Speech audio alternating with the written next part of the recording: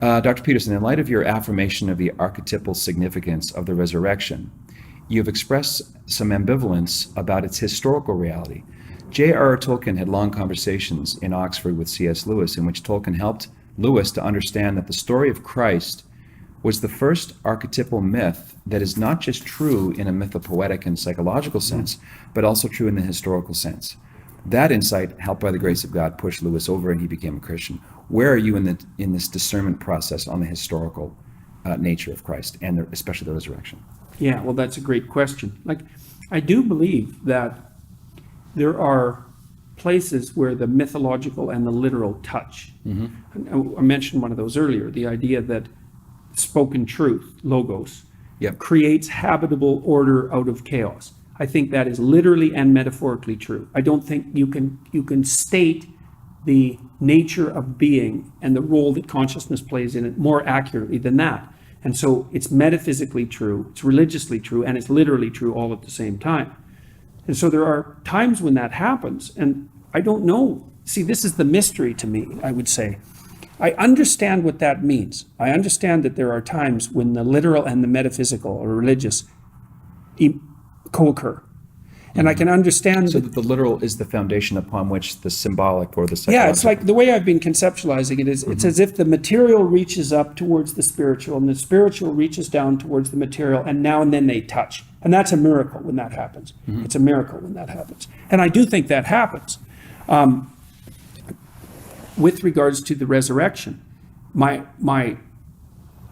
apart from saying what I just said, I would say that I need to think about that for about 3 more years before I would even venture an answer beyond what I've already given. Because there's very much there that I don't understand as well as I need to understand. Part of the reason, I did a biblical series last year, and I got through Genesis. I thought I would get farther than that, but that isn't what happened. And I'm going to do Exodus next, and I'm going to walk through the biblical stories. And I hope I can get through all of them, although I don't know if I'll live long enough to do that. But I want to spend the same amount of energy on the story of the Christian passion as I have with those other lectures to investigate exactly this sort of thing. Because I know there's way more to that story that is available for analysis that I don't understand. Now, I understand what it means symbolically. I understand what the dying and resurrecting God means. It means something like you pick up your cross, you voluntarily accept your suffering, you open yourself humbly to the correction of the world. Parts of you continually die as a consequence. All the parts of you that need to be updated by exposure to truth and wisdom. And it's painful. You have to identify with the part of you that can be reborn continually through those micro deaths. Okay, so that's the archetypal pattern. Well, the Christian claim is there's something going on that transcends that mere archetypal pattern, or that it manifested itself in reality ultimately once. And that was a claim that Carl Jung was actually quite, what would you say, sympathetic to. But I don't know enough about it to say anything more than what I've said psychologically. And so I want to know more about it. You posted some of the correspondence between Father Victor White and Jung. And on psychedelics. On psychedelics. And I've since looked up Father White a little bit more. This is the late English Dominican who died. I think he died within 2 years of Jung. The contemporaries. They had kind of a break, I think, in their relationship. And because I can see Father White's frustration that Jung is he's so suffused with almost. You kind of almost get it, but there's some other piece continually falling out the bottom.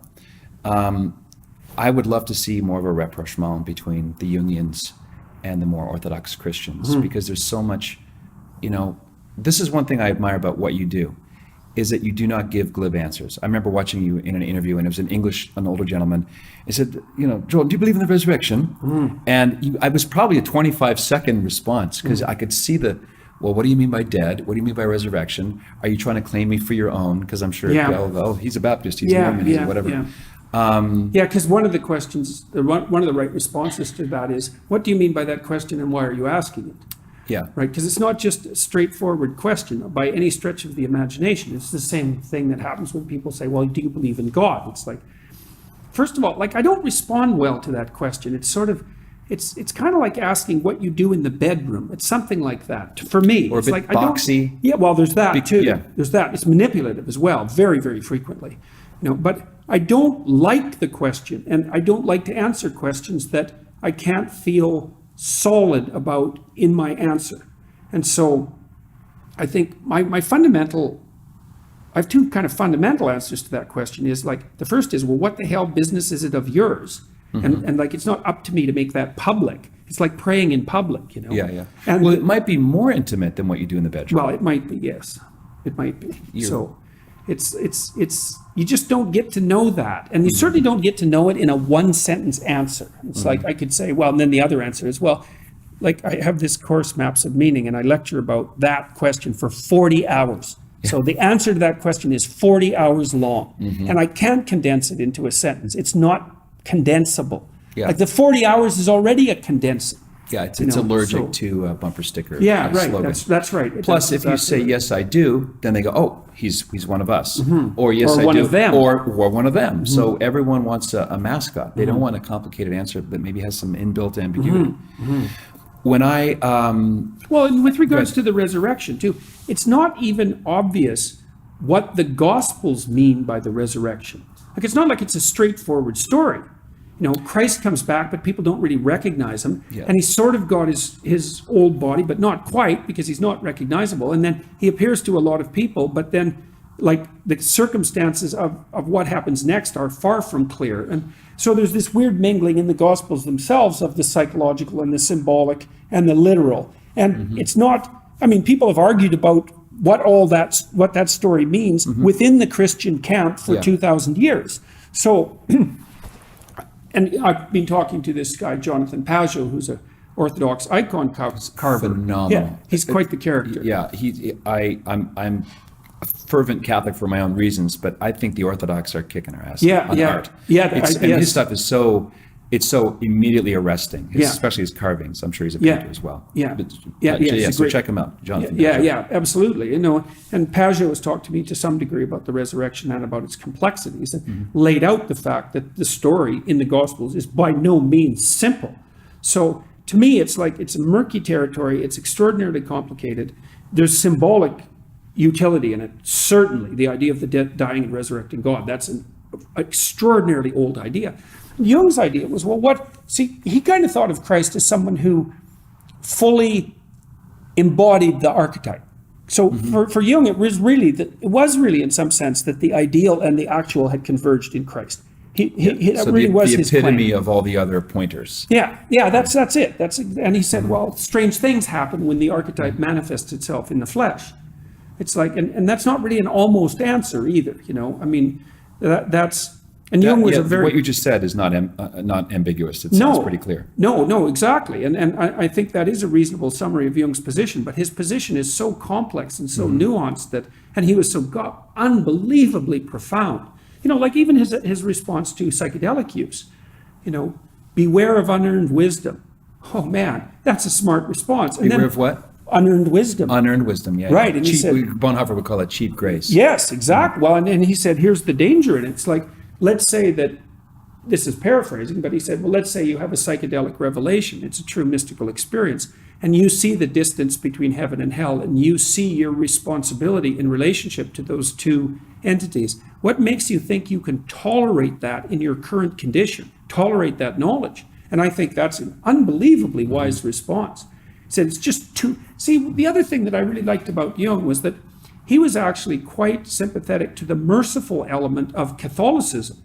Although he was a Protestant, he knew quite clearly that one of the things that the Catholic Church offered to people was respite from the intolerable weight of knowledge of their own sins. It's like if you're a Protestant... The expulsion that happens when you tell the truth to someone you believe is the representative of Jesus Christ. Yes, and who can then forgive you. They say the magic, the Yeah. sacramental words, I absolve you. Right. More powerful words I've never heard. Right. And so you can walk out with a clean slate and you Yeah. can start again. It's like, and the cynic would say, yeah, I go sin for a week, go to confession, Right, you're car washed wash, clean. yeah. Yeah, exactly. And fine, fair enough. There's a place for that cynical judgment. But Jung's point was, look, we all fall short of the glory of God. in a serious manner. And if you're a Protestant, it's like, well, you've made a mistake.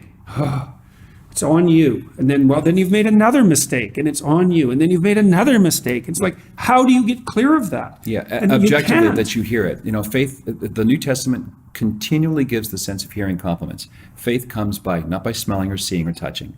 Faith comes by hearing. So you hear those words. This is why penitents have the right to go to confession behind a screen, where the identity doesn't matter, but the content of the sins, the regrets in someone, and so on.